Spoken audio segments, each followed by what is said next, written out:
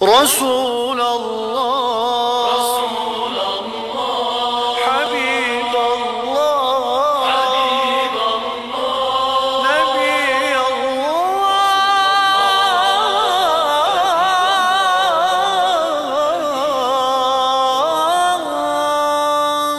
شفيع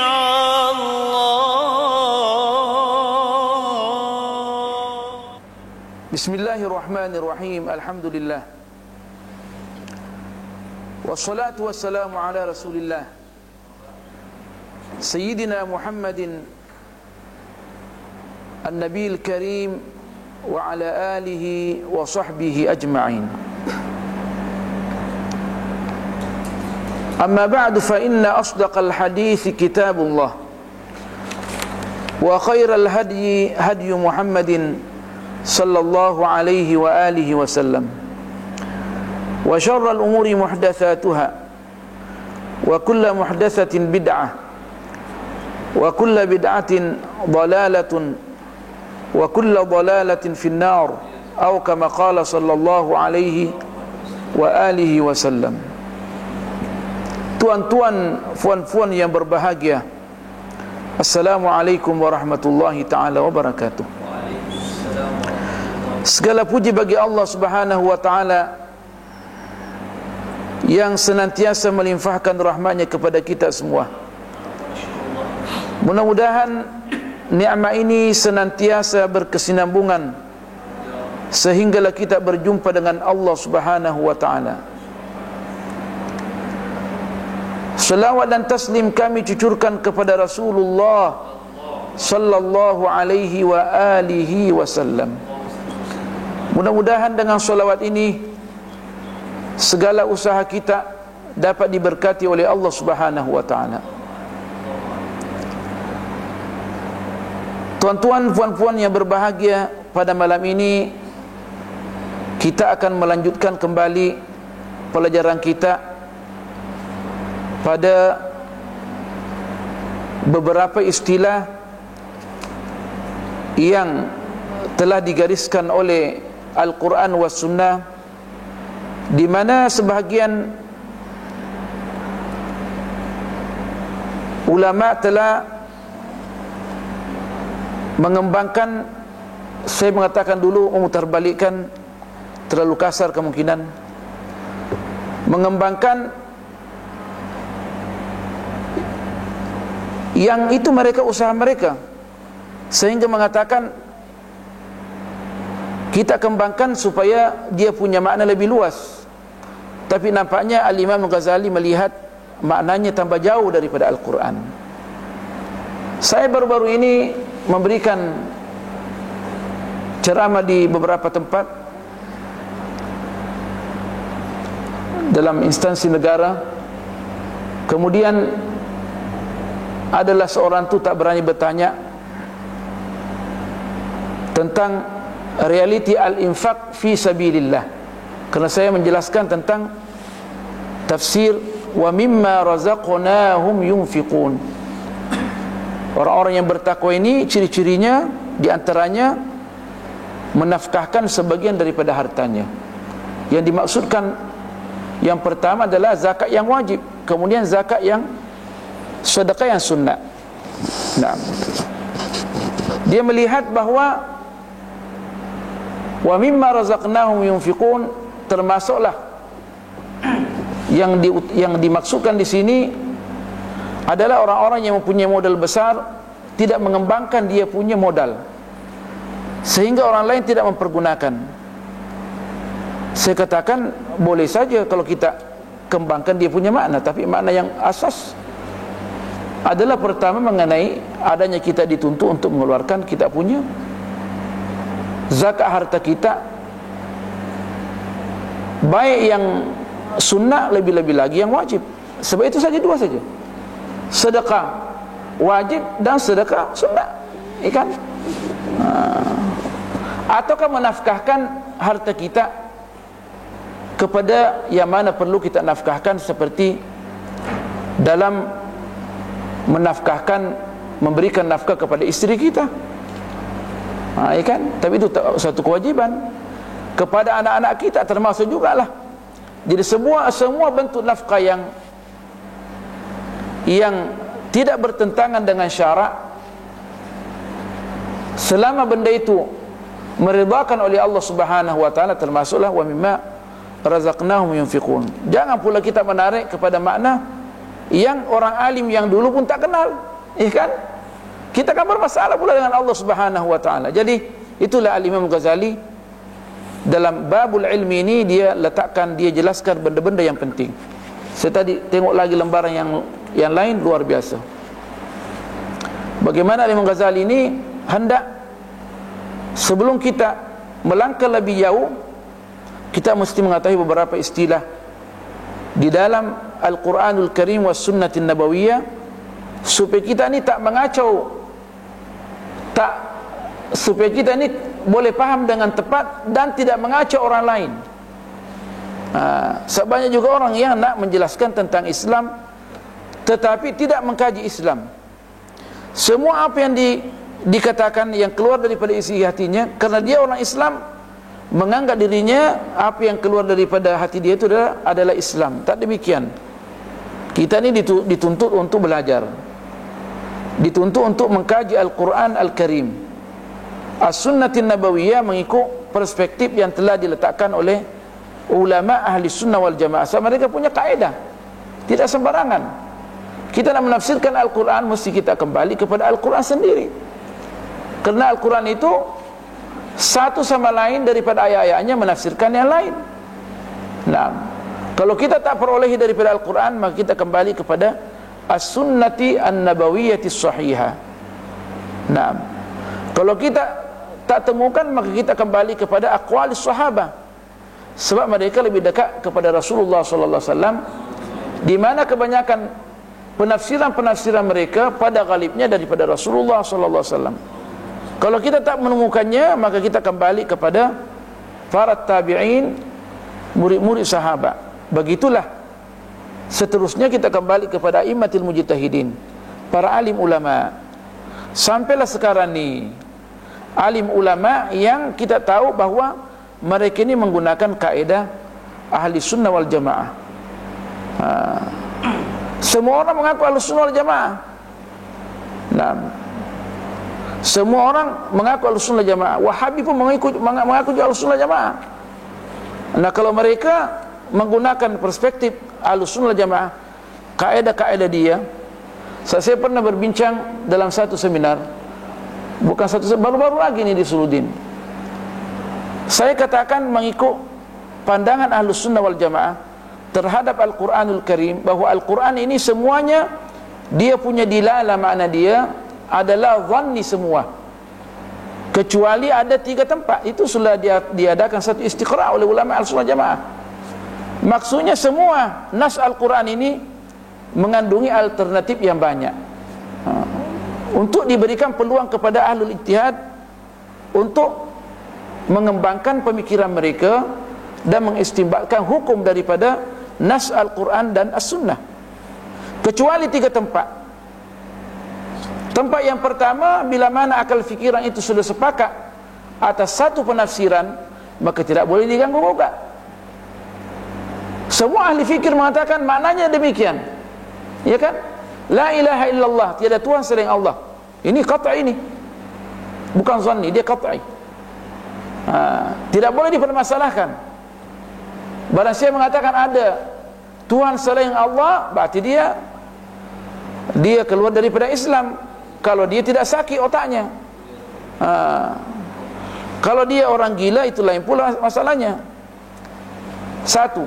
Kedua, bila mana satu kata di dalam Al-Quran itu dia warid di dalam Al-Quran dalam banyak tempat, seperti kata-kata Rasul, wa ma kunna mu'azzibina hatta nab'atha rasula, keputusan Allah mengatakan kami sama sekali tidak akan mengazab, wa ma kunna mu'azzibina, sesiapa pun sehingga kami mengutus rasul. Ulama Ahlussunnah wal Jamaah telah mengadakan satu kajian secara menyeluruh di dalam Al-Quran. Mereka menemukan bahawa Ar-Rasul di dalam Al-Quran adalah lelaki akil balik, mempunyai sifat-sifat yang tertentu, fatana, ada sifat amanah yang diwahyukan kepada Allah Subhanahu wa taala, yang Allah wahyukan kepadanya dan diperintahkan untuk menyampaikan wahyu itu kepada masyarakatnya. Seorang lelaki bukan perempuan, seorang lelaki. Naam. Semua dalam Al-Quranul Karim. Jadi tidak ada orang yang boleh menafsirkan bahawa Rasulullah di sini adalah selain daripada itu, kecuali Mu'tazilah menafsirkan bahawa Rasulullah adalah akal fikiran. Jadi semua orang yang berakal wajib untuk mengenal Allah Subhanahu wa taala dan wajib tunduk kepada Allah. Itu tidak betul. Sebab ulama Ahlussunnah wal Jamaah sudah menafsirkan demikian. Jadi kita tak boleh mengada-ngada. 2, 3, bila mana Allah dan Rasulnya sendiri menegaskan, menjelaskan kalimat yang ada dalam Al-Quran, maka orang lain tak boleh tafsirkan.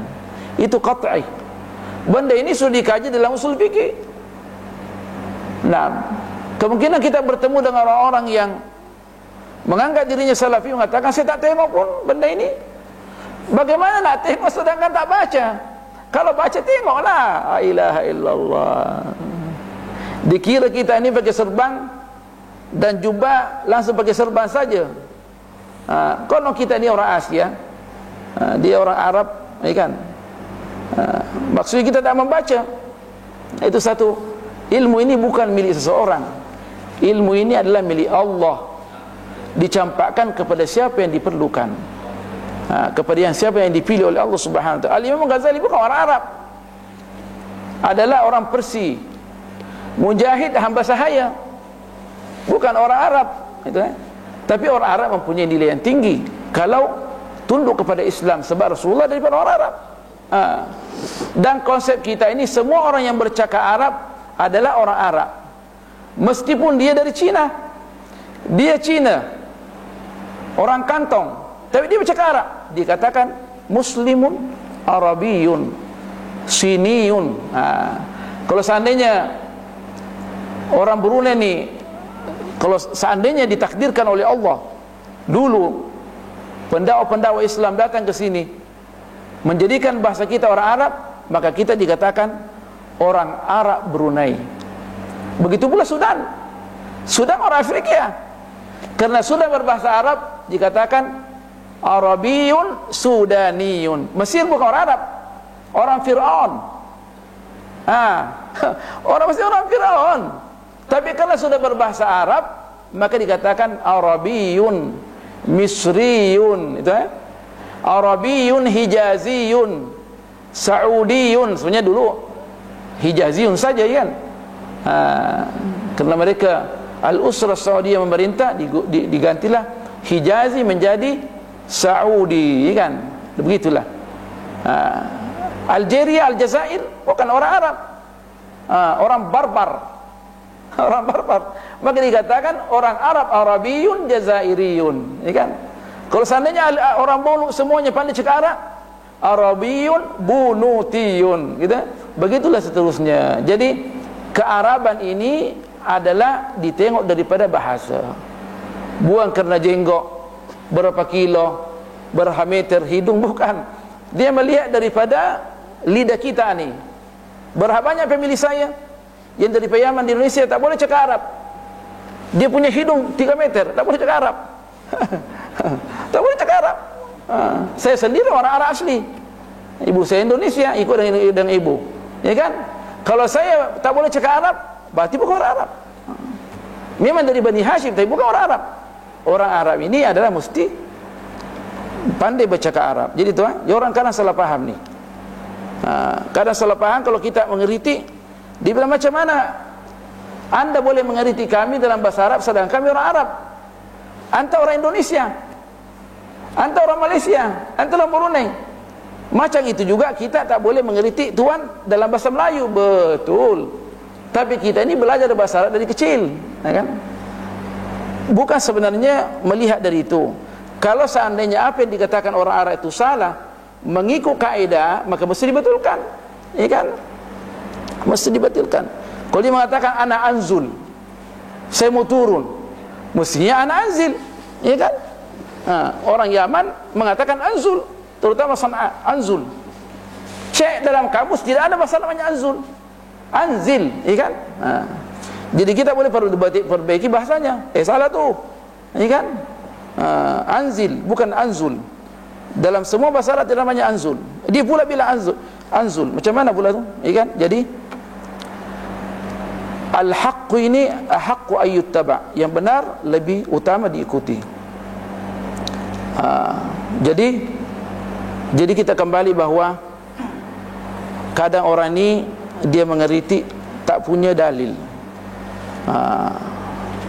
Dia katakan mana ada kerana dia tak belajar. Dikatakan orang ini al-mar'u aduwwu ma jahilahu. Orang tu kalau dia tidak tahu pasti dia akan perangi. Makanya kita ni mesti membaca. Itulah cantiknya Al-Imam Ghazali. Diberitahukan kita mana-mana yang perlu kita pelajari, supaya kita tidak mengacau dan tidak mengacau orang lain. Kita tak mengacau dan tak mengacau orang lain. Tuan-tuan puan-puan yang berbahagia, mudah-mudahan kita boleh habiskan mengenai asy-syatahat. Asy-syatahat yang pertama, makna yang pertama yang kita jelaskan adalah syatahat yang orang-orang yang meletakkan istilah tentang satu permasalahan dalam tasawuf, kemudian orang lain tak boleh pahami. Maknanya besar.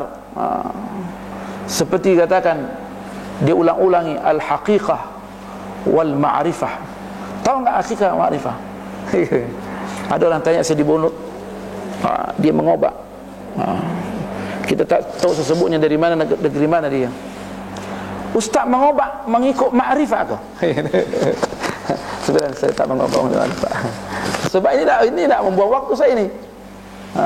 Tidak ada orang mengobak kalau dia mengobak dan dia orang alim mesti melalui ma'rifah. Tak tahu apakah dia faham apa artinya ma'rifah, apa artinya hakikat. Ditanya saya gitu.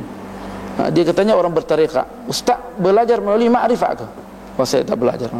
Kemungkinan ma'rifat dia. Jadi saya pun tak mau tengkar dengan dia, saya diam saja. Saya tak tahu, saya bilang tu. Maksudnya dia belajar mengobati orang melalui ma'rifat. Tak tahu dari ma'rifat dari mana tu, Quran ke, dari mana ke, tok syekh dia ke. Jadi itu mengacau tu. Orang-orang begini mengacau. Mengacau. Makanya Al-Imam Ghazali dikatakan, kita hilangkan orang-orang yang begini jauh lebih baik daripada kita tinggalkan dia hidup. Maksudnya mesti dipancung, tapi bukan kami yang pancung, kerajaan yang pancung. Kan hebat Imam Ghazali ni. Yang mengada-ngada ni yang boleh merusakkan pemikiran masyarakat mesti Ibnu Taimiyah itu dianggap salafiyah. Kenapa dipenjara? Dipenjara di Suriah dan dipenjara di Mesir. Bukan kerajaan yang mau penjara, ulama sepakat mesti dipenjara. Sebab boleh mengacaukan dia punya kata-kata. Minta bukan saya yang bilang. Itu realiti, baca sejarah. Nanti bilang Ustaz benci Ibnu Taimiyah. Saya tak benci Ibnu Taimiyah. Ada beberapa masalah boleh kita pelajari. Tapi kenapa dipenjara? 2 kali dipenjara. Mati kesian dalam penjara. Ulama menganggap dia orang alim. Tapi ada beberapa pandangannya boleh mengacaukan masyarakat. Sepakat ulama, di antaranya Ibnu Athaillah Sekandari. Menyaing, mesti penjara. Hanya di penjara. Bukan kerajaan penjara, ulama yang sepakat penjara. Kita tengok tu, subhanallah. Nanti bilang pula Imam Hadli benci Ibnu Taimiyah. Tak. Saya menceritakan realiti sejarah. Jadi semestinya orang-orang salafi moden ni tahu identiti mereka, ya kan? Jangan langsung nak menetapkan sesuatu. Saya kadang ketawa daripada orang-orang yang nak mengaku salaf ini, mesti mengetahui mereka punya sejarah bagaimana. Jadi bukan kerajaan yang menjara Ibnu Taimiyah, tapi ulama, di antaranya Ibnu Athaillah Sekandari. Cantiknya ulama dulu, sewaktu Ibnu Taimiyah keluar dari penjara, yang pertama menjemput dia siapa? Ibnu Athaillah Sekandari. Dan dia minta maaf Syekh, saya termasuk yang Ibnu Taimiyah kata, jangan minta maaf. Kenapa? Sebab tuan sudah berijtihad supaya saya di penjara. Maksudnya dapat pahala. Dan saya memang ditakdirkan oleh Allah masuk penjara. Habis cerita. Baik semula. Kalau sekarang nih, Allahu Akbar, saling mengkafirkan. Sewaktu itu, setelah itu, pengikut-pengikut Ibnu Taimiyah yang memerintah, kemudian khalifah memanggil dia, musuh-musuh kamu daripada orang tasawuf kami penjara. Tak, jangan. Sebab Ibnu Taimiyah menganggap itu mereka sudah berijtihad untuk saya di penjara, dan saya sudah ditakdirkan masuk penjara. Jumpa dengan kawan-kawan orang tasawuf biasa. Tapi kalau sekarang ni, Allahu Akbar, tengoklah, kan? Berdarah dia punya gerakan mereka berdarah. La ilaha illallah. Itu sejarah. Jadi lain tu daripada Ibnu Taimiyah sebenarnya, dan Salafiyah moden ni lain. Meskipun kita mesti hati-hati terhadap apa yang kita baca daripada Ibnu Taimiyah, terutama kita di Asia Tenggara, sebab mazhab beliau tidak sesuai dengan kita. Kita punya mazhab ini di Asia Tenggara lembut-lembut belaka. Kita tak mengatakan Ibnu Taimiyah ganas, tak, saya tak mengatakan, tidak sesuai. Kita baca di Asia Tenggara. Jadi janganlah mudah terpengaruh dengan apa yang dibaca, sangat berbahaya. Boleh merusakkan negara, masyarakat, keluarga dan diri sendiri. Tapi bagi orang alim boleh bacalah tentang Ibnu Taimiyah, tetapi mesti hati-hati sungguh. Sebelum membaca, mestilah membaca seperti Ihya Ulumuddin, supaya boleh ada kontrol. Kalau tak, berbahaya tu. Las-las nanti kita keluar, ini kafir, ini bila lu tunjuk orang semua mati. Mengkafirkan masyarakat sangat berbahaya. Tapi saya tak mengkafirkan Ibnu Taimiyah, itu ijtihad dia. Cuma nanti orang yang membaca kitab dia boleh salah memahami daripada bukunya. Jadi mesti melalui orang alim juga. Sangat berbahaya tu. Ikutlah nenek moyang kita ni yang memasukkan Islam di Brunei, cukup cantik.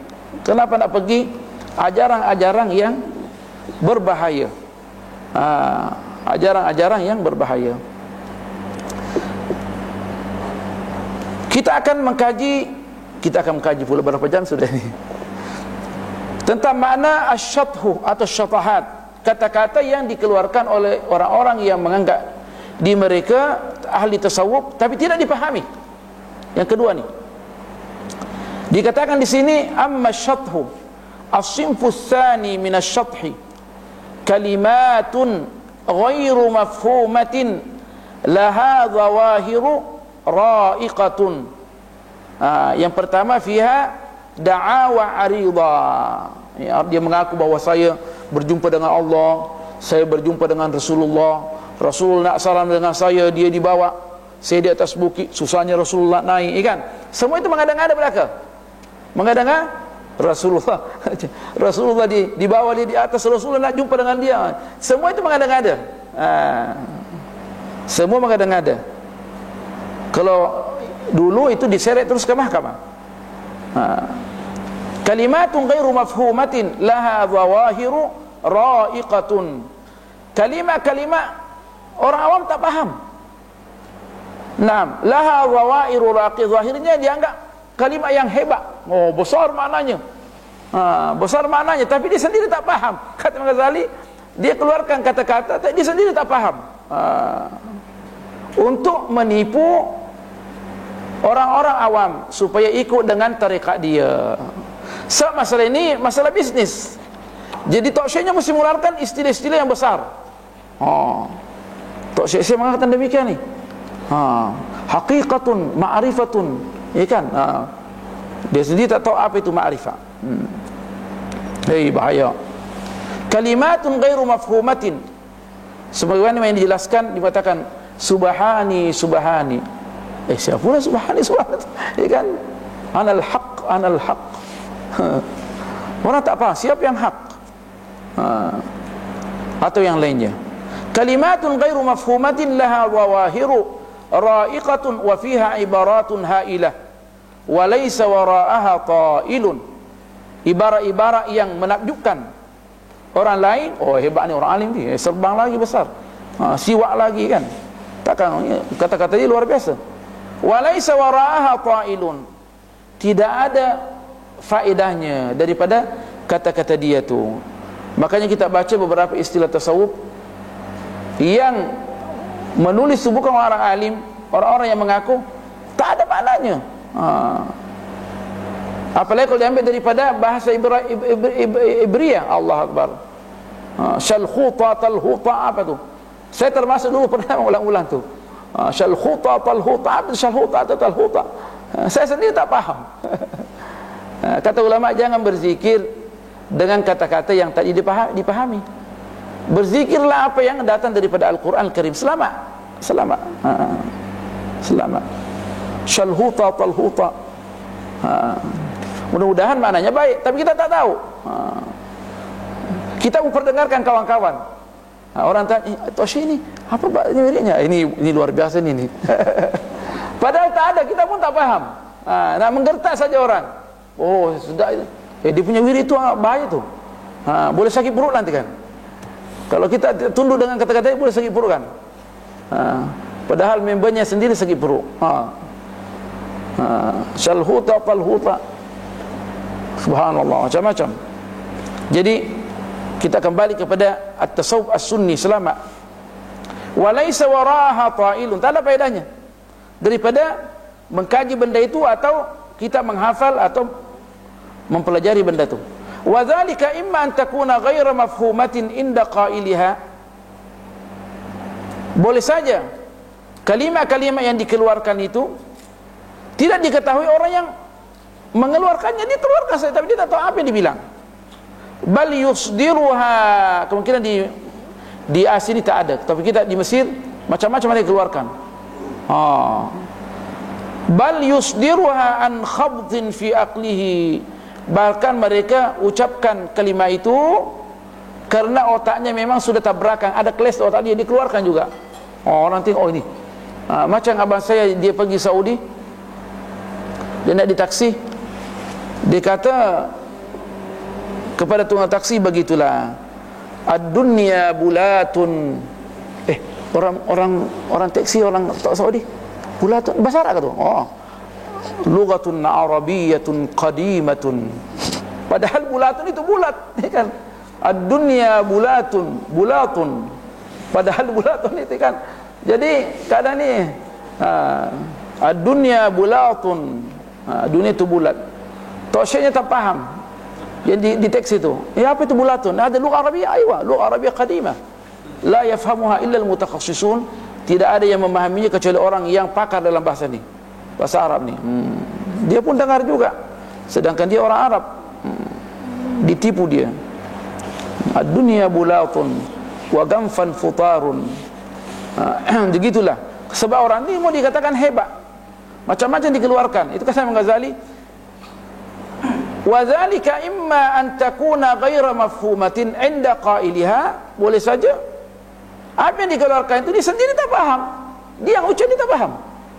Bal yusdiruha an khabtin fi aqlihi, dikeluarkan saja sebab memang otaknya tidak normal, dikeluarkan saja.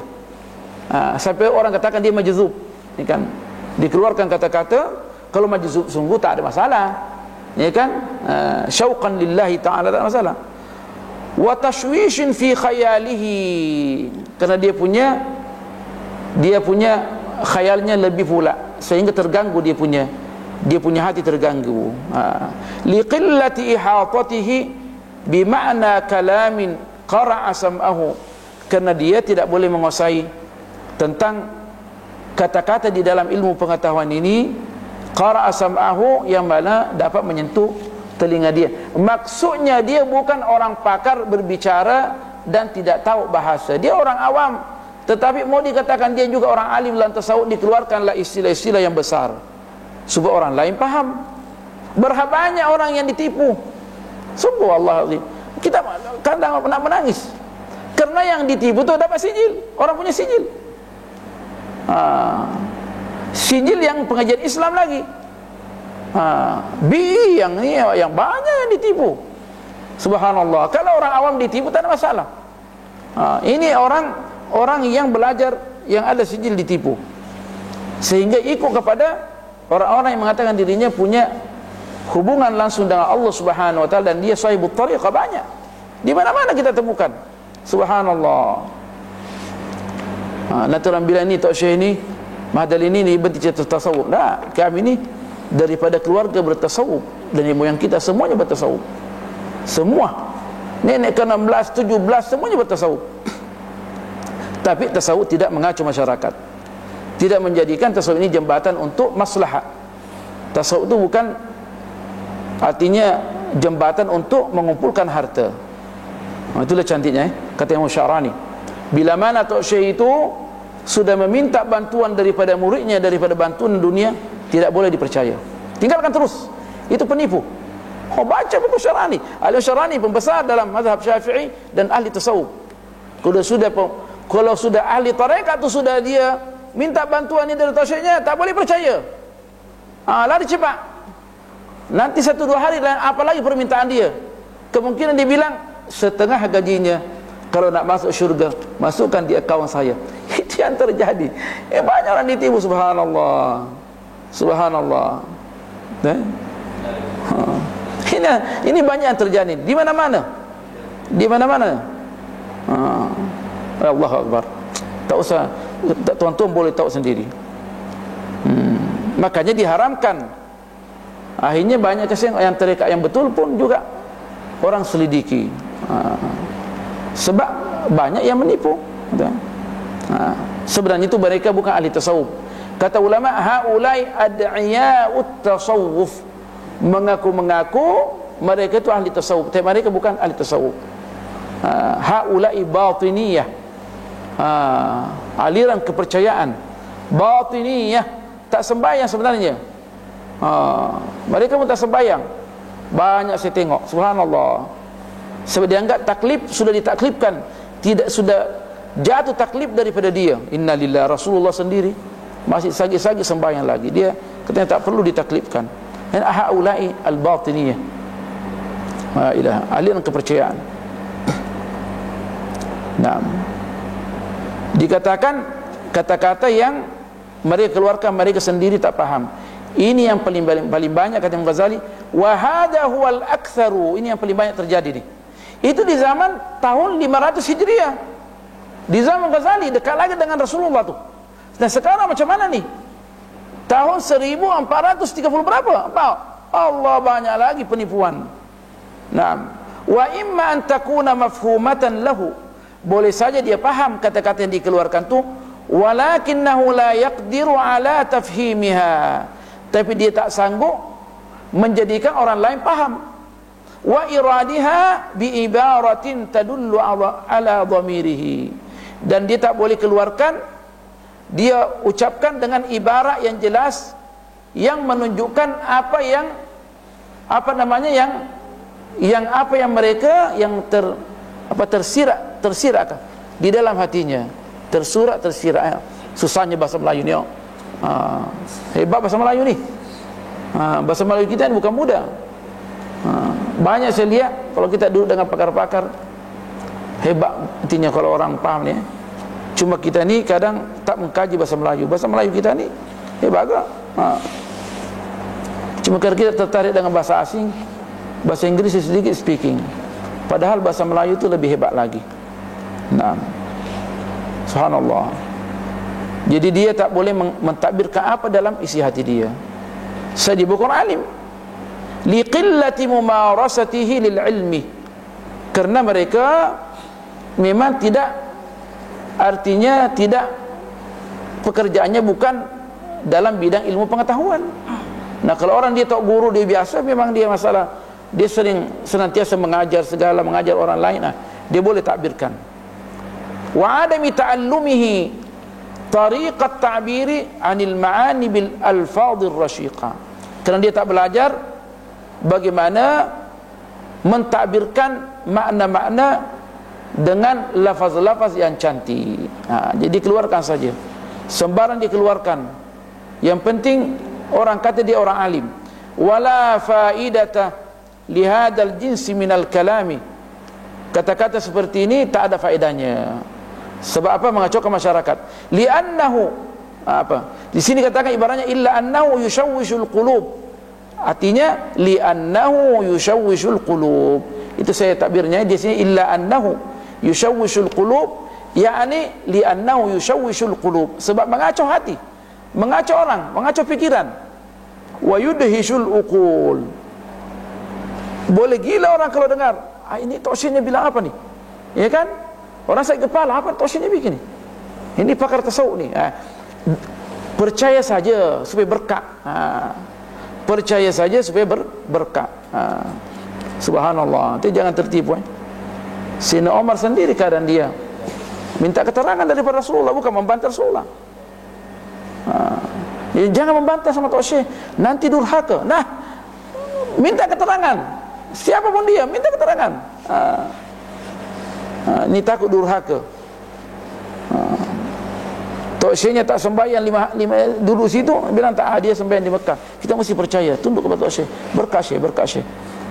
Berkat di mana? Dia memang tak sembahyang tadi dari zuhur sampai asar tak sembahyang. Sungguh nih. Saya punya teman tu, doktor sekarang nih. Dia saya ziarah rumahnya, dia ketua tarekat. Yang tertinggi, ketua tarekat tertinggi. Serbannya segala, tasbihnya besar. Katanya, saya duduk depan kamar dia, tidak keluar-keluar dari subuh. Saya tunggu dia nak salam dia, tak keluar. Jadi orang tu dululah dia tak sembahyang. Dan itu pun dipanggil oleh dia ada undangan katanya, langsung saja coba, dan dia orangnya handsome, cuci muka dia terus dikeluar dengan serbannya dan syalnya segala keluar. Teman saya bilang tak sembahyang. Banyak lagi. Tapi kalau dia seorang ahli tasawuf dan dia wari', sayang ummah, dia alim sungguh, itu perlu kita pegang.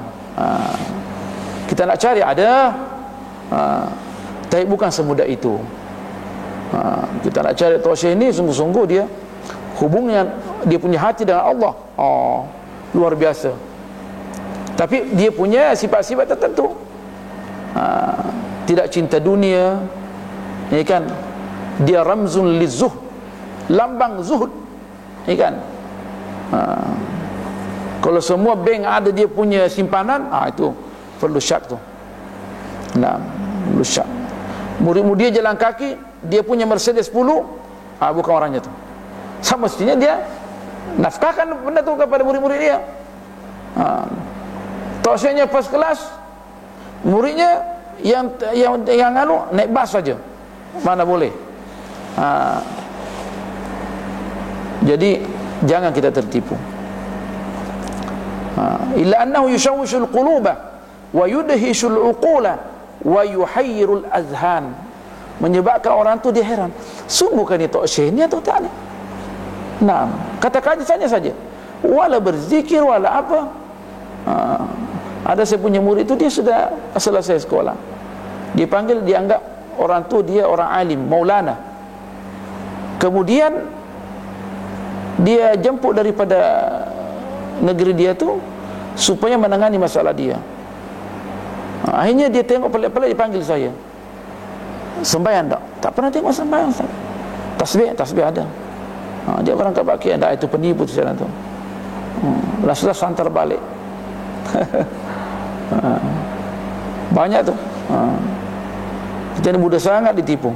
Sudah pakai serban tasbih besar, maulana, alim besar. Padahal tak tengok lagi, kalau maulana besar tidak semudah itu datang. Dia mempunyai harga diri, mesti diundang segala, kan? Dia punya syakhsiyah, yani syakhsiyah, akhlak yang menentukan. Nah, akhlak yang menentukan. Ini minum dengan tangan kiri. Kalau kita katakan, kenapa tak minum dengan tangan kanan? Allah menciptakan tangan kiri ni untuk apa?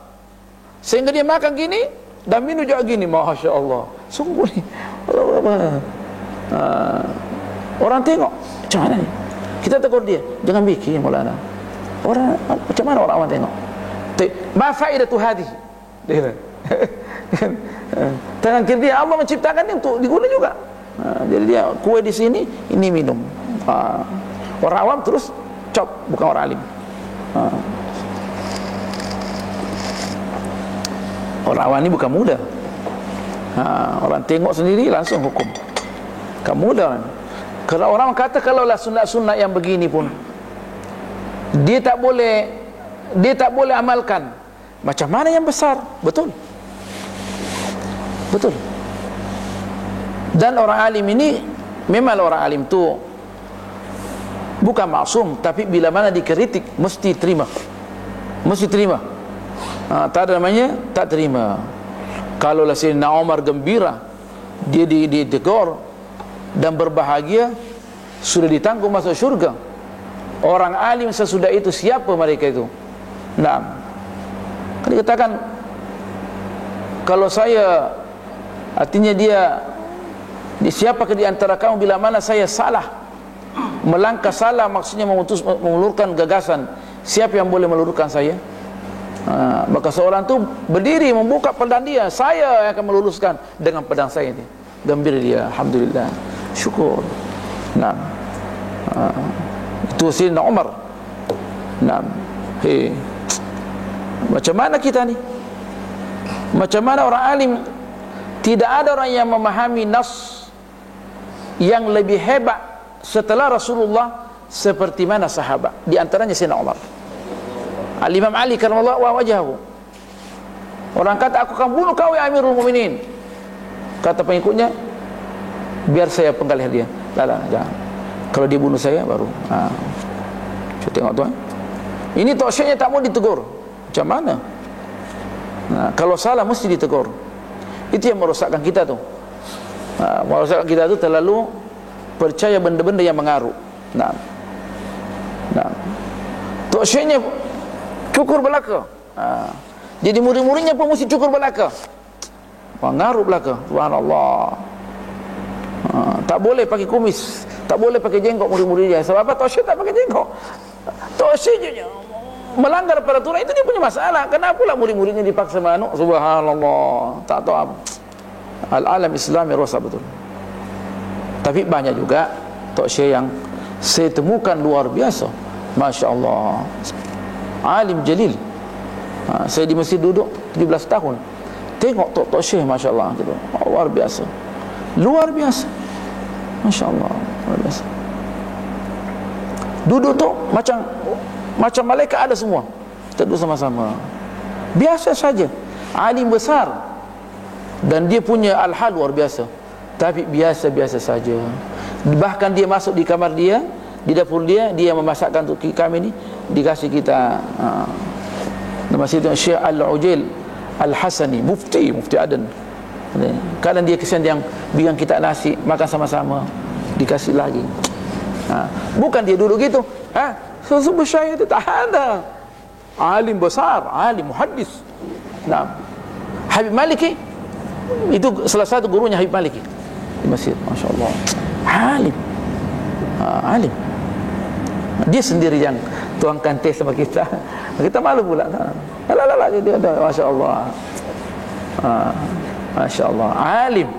Ditulis fatwanya segala. Masya Allah, alim yani. Menul, luar biasa dia punya ilmu. Subhanallah. Ini subhanallah. Dia warisi daripada ayahnya tariqah, macam-macam dibikin. Hada alim jalil. Biasa saja. Kerana akibat berkahnya kita belajar sama dia, kita pun tak mau mengambil kesempatan daripada murid-murid kita. Itu pentingnya memilih guru yang bagus. Allah Akbar, la ilaha illallah. Banyak benda-benda yang saya tengok, saya tak mau cerita. Allah, yang ini memalukan Allah. Maka itu pentingnya kita ni belajar tasawuf as-sahih. Referensi tasawuf yang sah, mu'tamad, Ihya Ulumuddin. Yang mengatakan tak tepat, silah berjumpa dengan kami. Kita bincangkan mana satu yang tak tepat sini, mana dia? Mana satu dia yang kemudian tak betul ni? Itu hanya fitnah semua saja. Hada hujjatul Islam wa syekhul Islam. Kamu dah ni, hada mubarak, kitabu mubarak wa sahibuhu mubarak. Tidak ada orang yang mengeliti Imam Ghazali dengan, kalau mengeliti bukan pada tempatnya, melainkan dia dapat bala. Waliyadzubillah. Boleh dapat su'ul khatimah. Waliyadzubillah. Katakan wala fa'idata li hadzal jinsi min al-kalam illa annahu yushawwishu al-quluba wa yudhishu al-uqula wa yuhayyiru al-adhana aw yahmilu ala ay yufhama minha ma'ani ma uridat biha. Atau dia mentakwilkan makna-makna yang diucapkan itu sebenarnya bukan itu yang dimaksudkan dalam syarak. Itu cantiknya kita belajar Al-Quran wa Sunnah. Wa yakunu fahmu kulli wahidin ala muqtada hawahu wa tab'ihi, sehingga apa yang dipahami daripada kata-kata yang dikeluarkan itu tidak ada yang memahaminya kecuali dia sendiri mengikut hawa nafsunya. Kemungkinan hari ini dia jelaskan kepada kita satu makna, 2 hari kemudian dia jelaskan lain pula maknanya. Tak syik kan? Maknanya lain-lain. Itu menundukkan daripada hawa nafsu. Imam Ghazali sudah teliti benda ini semua. Dan itulah dia tulis bukunya. Buku yang paling terakhir dicetak, ditulis nih. Setelah alim luar biasa ditulis nih. Di pengalaman. Nah. Waqad qala sallallahu alaihi wasallam, "Ma haddatsa ahadukum qauman bihaditsin la yafqahunahu illa kana fitnatan alaihim." Tidak ada seseorang daripada kamu melontarkan satu kata-kata atau berbicara kepada orang awam, kauman orang awamnya, bihadisin dengan satu kata-kata la yafqahunahu, mereka itu tidak memahaminya, illa kana fitnatan alaihim, melainkan menjadi fitnah bagi mereka. Fitnah maksudnya mengacaukan akidah mereka, mengacaukan agama mereka, ya kan?